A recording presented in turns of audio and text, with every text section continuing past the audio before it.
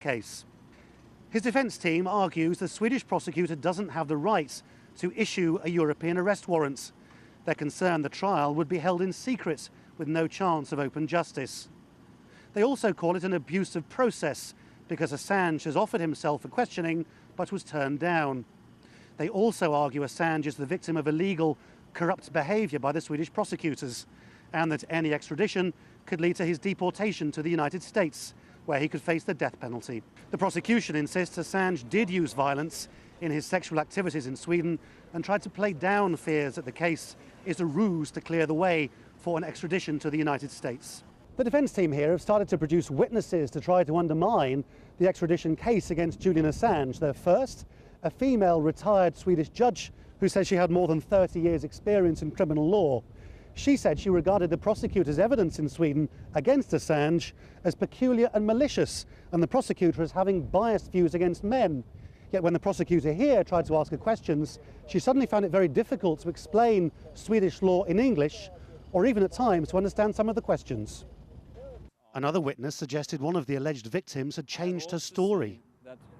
48 hours after the crime, the alleged crime, she volunteered to become Julian Assange's personal press secretary. The story given to the police does not bring up those instances. And Assange himself told the media he was feeling more confident, and so did his supporters. 5.5 months. We have been in a condition where a black box has been applied to my life. And on the outside of that black box has been written the word rape. That box is now, thanks to an open court process, being opened.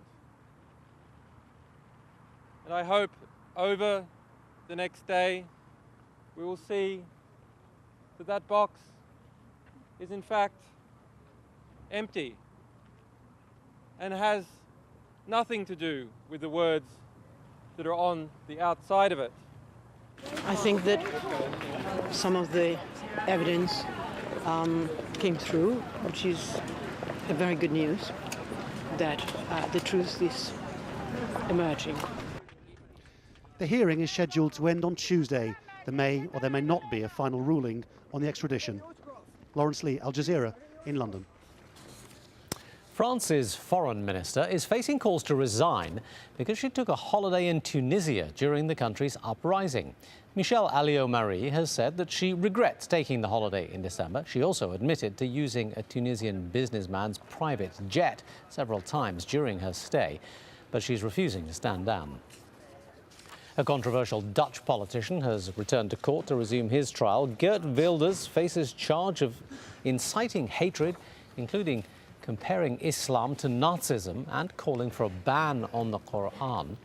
A second set of judges is now considering how the case should continue after accusations that the original trial judges were biased against Wilders. A search is continuing across Europe for twin girls who've been missing now for more than a week. 6-year-old Alessia and Livia were kidnapped by their father, but his body was found at a railway station in Italy on Thursday. He'd apparently committed suicide. The girls had been living with their mother in Switzerland. The UN-backed tribunal investigating the killing of Lebanon's former Prime Minister Rafik al-Hariri is hoping that a trial could start later this year. The groundwork for future proceedings is being laid at a special hearing in the Netherlands this week. Barnaby Phillips has more. All rise. The Special Tribunal for Lebanon is now in session. An important moment at the Special Tribunal for Lebanon as it moves from investigation into the courtroom. Today's proceedings show that Lebanon, a proud founding member of the United Nations, is set on a course for judicial accountability through the rule of law. It was a massive explosion that killed Rafik Hariri and many others, and Lebanon is still feeling the tremors of that blast. It's widely suspected the tribunal will indict members of Hezbollah, which is not only a powerful political movement, but also a military one. Its leader, Hassan Nasrallah, says the tribunal is a tool of America and Israel. He says Hezbollah will cut off the hand of anyone who tries to arrest its members. The trial itself is probably months away, but people in Lebanon are watching events here very closely. They know that decisions taken at this court will shake their country's stability to the core. They spent the day in complex discussions on the definitions of terrorism, murder, conspiracy.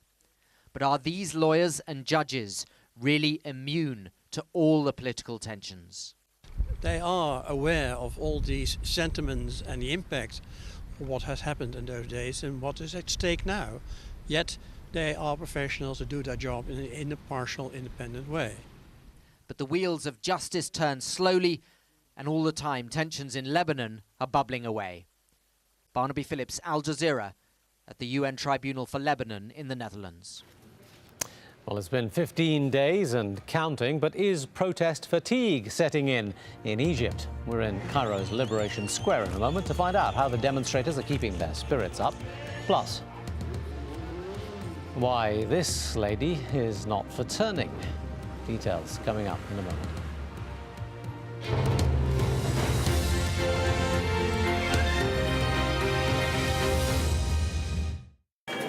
As the dry condition extends over Amritsar, we'll find the right flavour to tempt your palate. Hello once again. Would you believe we have yet another potent winter storm making its way across the United States? Here's our area of cloud and indeed snow. That's the weekend snowfall. That's making its way up towards New England, eastern parts of Canada. Here comes our next system piling out of the Rockies. We'll see temperatures in Denver struggling to reach a high of -12 Celsius.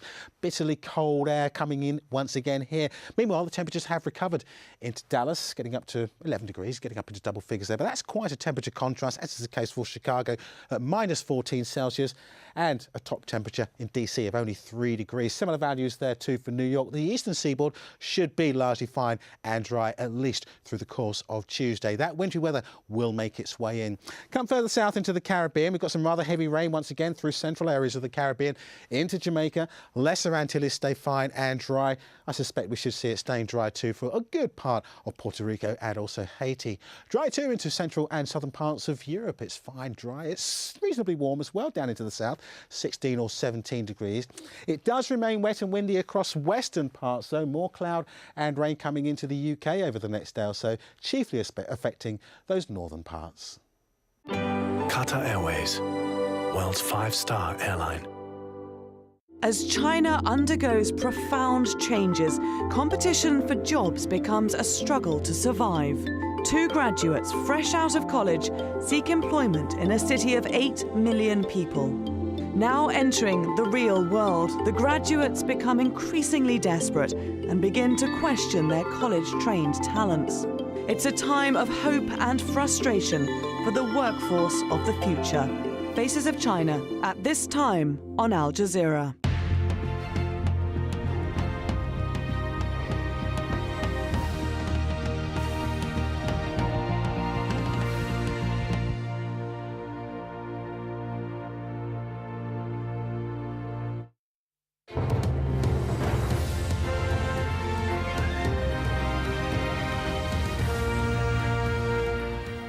Hello again, a recap of our top stories here on Al Jazeera. Southern Sudan has voted overwhelmingly to break away from the north. The official results confirm that more than 98% of voters backed secession, but Africa's newest nation won't formally be created until July. The WikiLeaks founder Julian Assange has been in court in the UK fighting extradition to Sweden over claims of sexual assault. His defense lawyer has said that his client might face the death penalty if Sweden then sends Assange to the US on separate charges relating to his whistleblowing website. And the protests have continued across Egypt for a 14th day. There have been calls for another big march on Tuesday. This as the country's government decided to give state employees a 15% hike in their salaries. Well, with the protests in Egypt now stretching into a 3rd week, there are worries in the pro-democracy camp that fatigue might be setting in. Protesters are doing all they can to keep their spirits up at the epicenter of the movement in Liberation Square. Shireen Tadros has this report. For years, he's been censored and silenced. Now, journalist Sharif Araf says he and his colleagues will tell the truth using their new paper called Liberation Square. And the protesters are hungry for it. For the government, this is an illegal newspaper, but it gets its authority from the Egyptian people. I'm giving it out to people without money because they have paid with their lives for this freedom of the press. The square has become a mini utopia in central Cairo.